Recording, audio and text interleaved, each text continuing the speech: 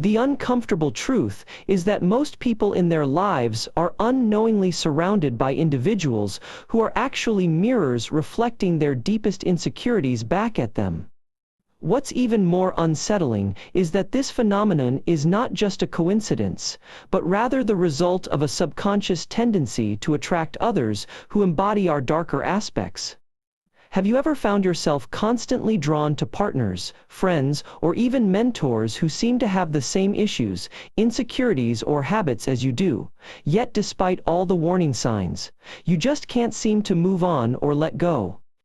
In this video, I'm going to delve into the often untold reasons why we continue to perpetuate a cycle of self-destruction by attracting people who reflect our insecurities, and what drives us to stay trapped in this destructive dynamic. We tend to unconsciously seek people who can validate our deepest insecurities, because on a primal level, it's less terrifying to confront those insecurities through someone else's flaws rather than our own. When we're unable to directly confront and resolve our insecurities, we begin to attract those who are capable of triggering them, and that becomes a self-reinforcing pattern because we can then point to them and say, "Look, they're the problem." This pattern is not about finding external validation, it's about externalizing our insecurities and giving them a human face, because if we see someone else's flaws, we feel less vulnerable to seeing our own. At its core, this is a desperate cry for control over a life we've given up trying to change by confronting and resolving our own issues. We're so afraid of being rejected or seen for who we really are, that we try to mask ourselves by seeking in others what we're afraid to confront within. The truth is, when we're drawn to someone who represents a version of ourselves that we're desperately trying to avoid, we're not attracted to them, we're terrified of them, because they are forcing us to confront our own shadow, and that's what we're really running from. When we find ourselves drawn to individuals who mirror our insecurities, we need to recognize that it's often a desperate cry for validation from our own fragmented psyche, a plea for recognition from the parts of ourselves that we've deemed unacceptable. These mirrors may seem appealing at first, because they offer a sense of familiarity, a sense of control. But what they are really providing us is a reflection of our own deepest fears and weaknesses, making it painfully clear that our insecurities are not so easily concealable. We're often oblivious to the fact that our attraction to these mirrors is actually a manifestation of our own self-deception, a clever way of avoiding the painful truth that we're struggling to come to terms with our own vulnerabilities. What we fail to see is that our attempts to recreate these mirrors, to replicate the dynamics that drove us to them in the first place, is merely a futile attempt at control, a desperate attempt to rewrite our own narrative, to reframe our reality in a way that makes us feel more whole, more complete. But the truth is, this cycle of self-destruction is only perpetuated when we're unwilling to confront the parts of ourselves that we've tried to hide, when we're unwilling to acknowledge the fears that we've been trying to mask with a thin veneer of confidence. So long as we remain trapped in this cycle of self-deception, we'll continue to attract individuals who reflect our deepest insecurities, individuals who will only serve to reinforce our own sense of inadequacy, and it will never end, until we finally find the courage to face the parts of ourselves that we've been trying to hide. When we find ourselves repeatedly attracting people who mirror our deepest insecurities, it's often a desperate cry for validation, a misguided attempt to fill a void within ourselves that we've yet to acknowledge and address. We're lured by the notion that this individual can provide us with a sense of control, a temporary reprieve from the crushing uncertainty of being alone with our own flaws. But little do we realize that the only thing they are validating is our existing narrative of inadequacy. Our insecurities are like a magnet, drawing in people who will reinforce our darkest fears, often in the guise of a helpful, well-intentioned friend or even a loving partner.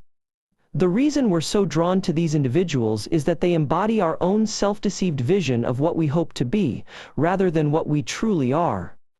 At its core, this is a battle for dominance between our ego and our vulnerability. We crave external validation to mask the painful truth that our worth can't be measured by someone else's fleeting opinions or conditional love. As long as we continue to measure our self-worth by these external benchmarks, we're trapped in a vicious cycle of self-destruction. People often find themselves attracted to individuals that can momentarily validate their fragmented sense of self. This dynamic can create a facade of emotional connection, but beneath the surface lies the desperate need for constant external validation to compensate for internal insecurities. In relationships tainted by insecurity, the need for control often supersedes the need for genuine connection, causing individuals to unconsciously manipulate those around them to reinforce a distorted sense of self. When we are driven by a desire to prove ourselves to others, we risk losing touch with our authentic emotions, trapping ourselves in a cycle of self-destruction that perpetuates the very insecurities we attempt to compensate for. At its core, insecurity-based attraction is often a clever ploy of the ego to sidestep confronting and accepting our true nature, and this avoidance can lead to some of the most damaging patterns in relationships. Through the lens of relationship addiction, we can see how our fears of true intimacy and emotional exposure can be used to maintain the status quo of a self-destructive cycle, one that requires a constant influx of external validation to sustain itself. When we find ourselves drawn to individuals who mirror our deepest insecurities, it's often less about love and connection and more about a desperate attempt for validation. We are constantly looking for echoes of our own self-worth in the people we attract, hoping that in their approval, we'll finally find the reflection of the person we think we should be. The irony is that these relationships are never about mutual growth or healing, but rather a transactional exchange. We offer our ego's vulnerabilities, and in return, we receive fleeting moments of validation.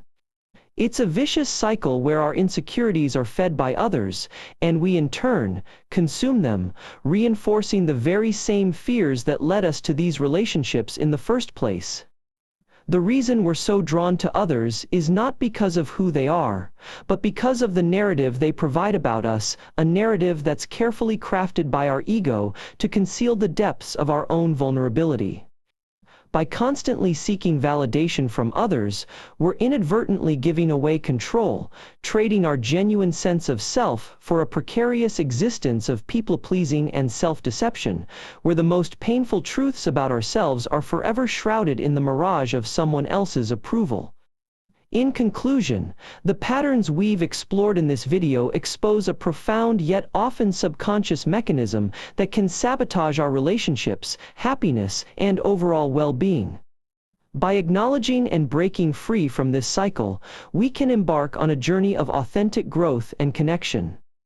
I'd love for you to join this conversation by liking, commenting with your own observations, and subscribing for more in-depth explorations of human psychology.